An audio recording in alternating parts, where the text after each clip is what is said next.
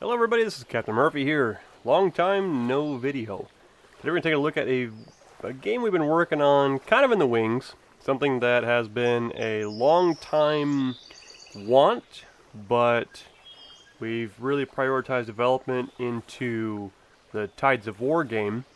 And finally, after many months of market research, and the fact that there are two games that came out that do exactly what Tides of War was planned to do, and both of them kind of fell flat on their face, we decided to shift our focus to the game that we've been wanting to make, which is this one here called Sea Titans. Sea Titans is essentially a game that matures with the player. So it starts off, it hits a lot of the main button issues. It has some survival elements, it has some RPG elements, it has quests, it has pirates, it has loot, it has all sorts of fun stuff. And it is designed so that as you progress through the game actually matures with the player. And what I mean by that is that as you play the game, you start off with no skills and no capabilities. You're stuck on an island with nothing. So you learn to survive. You have to find water, have to find food, generate shelter. And then eventually, by learning some skills, you can get off the island. After that, you can explore different islands, and you can find more things that help you survive, more skills. And then eventually, you'll make it to where you can just get to towns and things like that. Well, nobody really likes to have to find water in the late game. Like, seriously, when you're at level 50, whatever, in the game, you really hate having to go find a bottle of water because it just starts to get annoying. So this game, our plan is that it will eventually begin to mature with the player. So once you're no longer really surviving in the game, what's the point of keeping the survival elements? They're really kind of nothing more than a time suck at that point. So those elements will begin to fade away once the player has reached a certain point. Essentially, once you reach a certain level, you reach a certain skill set, you no longer have to go find water. You no longer have to go find food. You no longer have to do these things, which are nothing more than mechanics that are in the back of the game that kind of take up time. But anyway, I don't want to get too much into that. I'm going to put a link in the description that goes to the Sea Titans website to give you an idea what our plan is in terms of what the game is and kind of what it covers. So I don't want to cover that too much in here, but I did want to cover that idea of the game maturing with the player, and I'm kind of looking for some feedback on that. Looking for what people think about that idea, because to be real honest, I don't really want to make the game tedious in the late game, which is what I generally find a lot of the survival games to be. So anyway, what I'm going to cover some of the basics of Sea Titans right now, and I'm going to really talk about world generation, which is one of the things that I've been working on for the last few weeks now, and is something that I really want to make a main focus of the game, and that's essentially how the world is generated, how the world is created and then stored in the system so that it is essentially huge. It can be massive, an absolutely massive world. So what I'm going to do right now is I'm going to go ahead and I'm going to jump into this little section here. The world object essentially lets me jump into a world. And what I've done is I've created a world that has a 10 by 10. So what it does is it actually creates, and it's actually 11 by 11 because it creates a 0 point along these axes. So it's created, 200 and something different tiles. And what you can see right here is up in the top right corner, we've got a node location, which is right now we're at 0, 0. We're in the middle of the world, according to this. And right now we're over top of land, meaning, we're seeing an island under us. If you look at the top right, we're also got kind of a compass. We got like a compass rose, so that would be north, that's west, that's south, and that's east. Now if we move any direction, the world actually can move and so does the water too, and it kind of moves under us, and there is like a world shift as we move around. Oh yeah, and there is weather in the demo right now, so every 1 minute the weather changes dynamically. So we may see some kind of interesting weather coming along here. So I'm going to go ahead and run towards the north here, and you'll see that as we move along, I've just got a simple fly camera that allows us to just, you know, float along over the world. Now we can go underwater too, and then, you know, come back up again. I'm just going to fly north. And I'm flying at about 1/2 of what a ship would move at. Ships are going to kind of move a little bit slower than this. This is kind of clipping right along here. And the world itself was generated upon the load. So it actually generated the entire world, that 10 by 10 sizing, when I started the scene. So when I clicked that world button, it generated the scene. Now later on this will be player selectable. They can select how large they want the world and things like that. But right now, I've got it defined as a 10 by 10 so I can kind of test some things. So what it does is it generates a world based on some parameters. And right now we've got it set to a 10 wide by 10 tall. And I think we've got a density of like 0.3. So 30% of the tiles that are created will have islands. So that means the rest of the world is just seafloor. Now, as soon as this fog goes away, we'll be able to take a look at some of the seafloor down here. Now, what you don't technically notice most of the time is that in the bottom right corner, there's a little icon that'll pop up every once in a while, a little like swirling icon. That's telling you that the world is loading, and then what it does is it moves the world under the player and resets all the positions. And as of right now, I've got it running in a non-asynchronous mode. So it moves the world in one frame. So it moves all the tiles, moves the player, moves the water. Everything goes in one frame. So it's kind of intensive. It's a snapshot right now. Later on, I'm going to be moving that to essentially a multi-thread, not technically multi-thread, but it's going to be a synchronous. Whatever direction the player is looking will shift first, and then, you know, it'll essentially be more prioritized based on the player's direction, the player's motion, things like that. And that way we can move all the tiles in a specific manner. As of right now, I'm just moving the entire world, the player, the water, everything at one shot. And it's more of a test to see whether or not it's like really noticeable.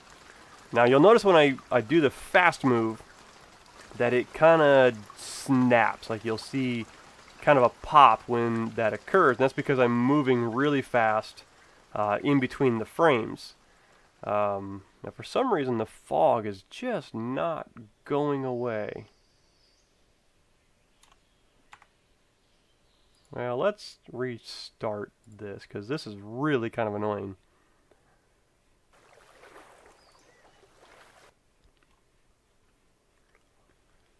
Okay, so here we go again. Now, the world will be the same. So even though we restarted, it'll be the same world because we used the same seed to generate the world in the same size. Okay, so we'll take a look at some of these islands up here.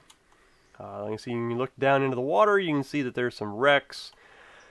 Each one of these setups will actually be dynamic, so each island is going to have place markers on it that will determine that certain objects can exist in those place markers. I'm going to go into that a little bit more in depth.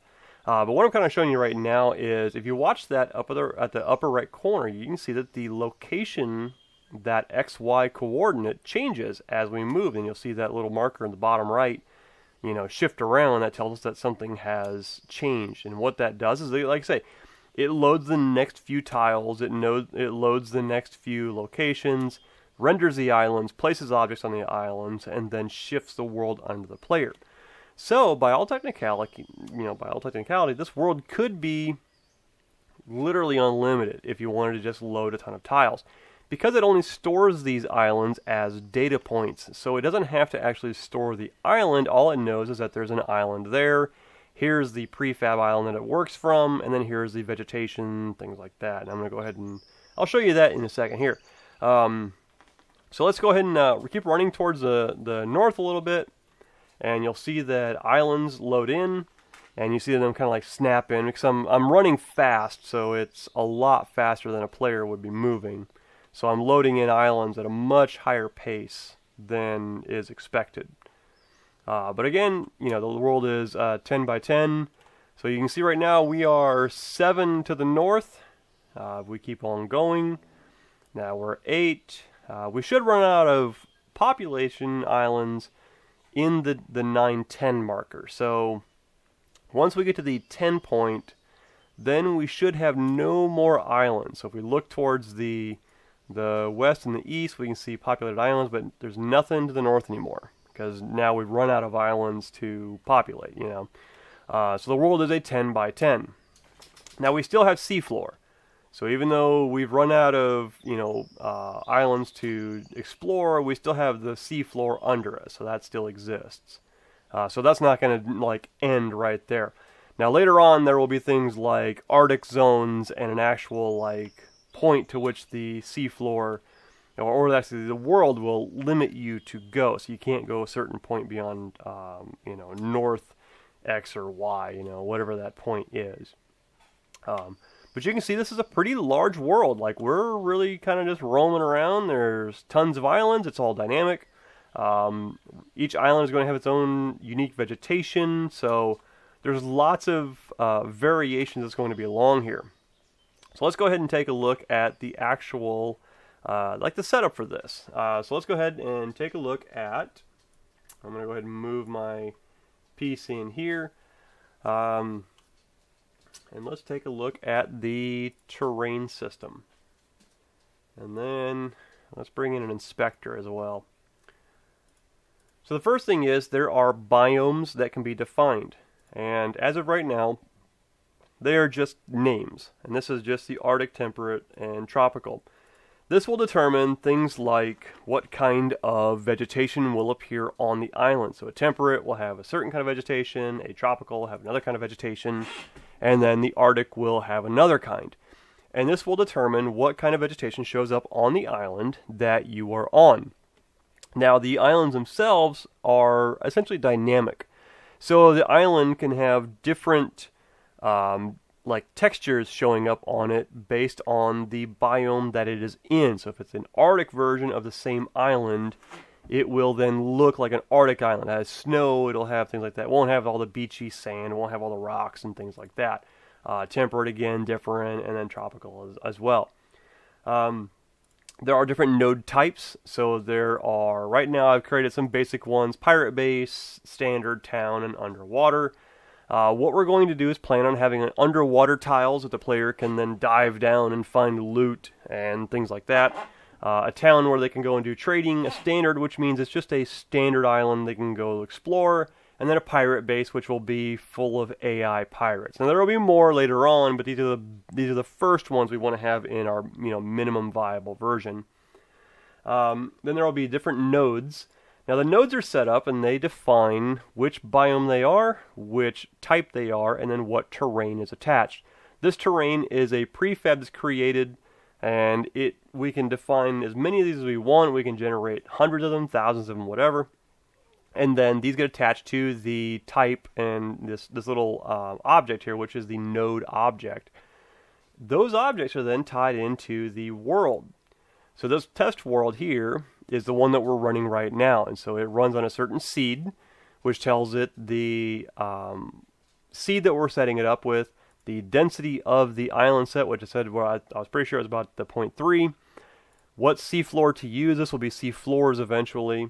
And then what nodes to use for the collection. Now this nodes collection will be dynamic later on based on the player's preference, such as whether they want to see temperate, tropical, Arctic, etc. And then right now I'm starting on the biomes, which is telling it which biomes to render into the scene. And again, this will be the actual determining factor as to which nodes are put in here. Right now I've got them statically defined. The world limit X and world limit Y is how large you want to make the world. So right now I'm making it a 10 by 10. We can make the world almost unlimited. These are basic integers, which means there's like 32,000 limit to them. And I've already made a couple of 32,000 limit sizes, and other than never really, getting to go further than a few hundred each direction, it would be an absolutely massive world, but it didn't seem to have any problems because it's just stored as data, so it's not a big deal.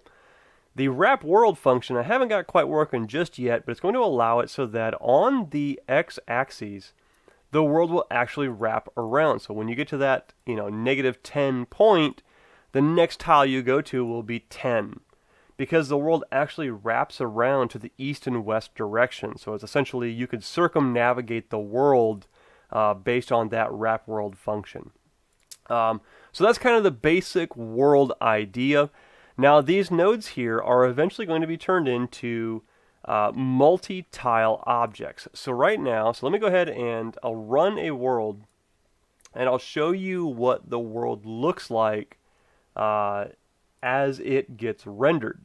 And so like I say, what it does is it loads a world of an X by Y size. So let's go ahead and allow us to see the scene view here. And let's switch to that. Okay, so what we can see here is the tiles that are currently visible. And some of the tiles are land, and some of the tiles are the seafloor. You can see the color difference between the two. That's because some of them run on the CTS and some are not. So we can go ahead and take a look at this. Now if we go ahead and, let's say, move this to the one side, and then let's fly around with the other. So let's go back to the north again. Let's watch the tiles on the right hand side. Actually, let's go ahead and select our main camera so we can see where we are. Okay, so as we move around, we're going to get near the border here. So we're about to trigger the reset of the world.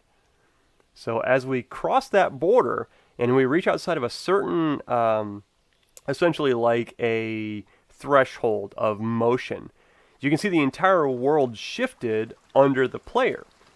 Now we've got it set to a very, very low amount. It'll actually be moved to a higher amount later, but right now we're testing with like a 500 meter and that's it. Later it'll be moved to a much larger amount because we don't need to worry about that. But you can see that the world shifts around under the player, which then allows us to have these essentially unlimited worlds. So this is kind of a neat little setup, and with that layout, these worlds are just, fully populated at all times, every which direction. So, anyway, this is just kind of a quick overview of the world. Hope you guys enjoyed this. Remember to stop by seatitans.net to learn more about the game and to keep up with the development. Thanks a lot.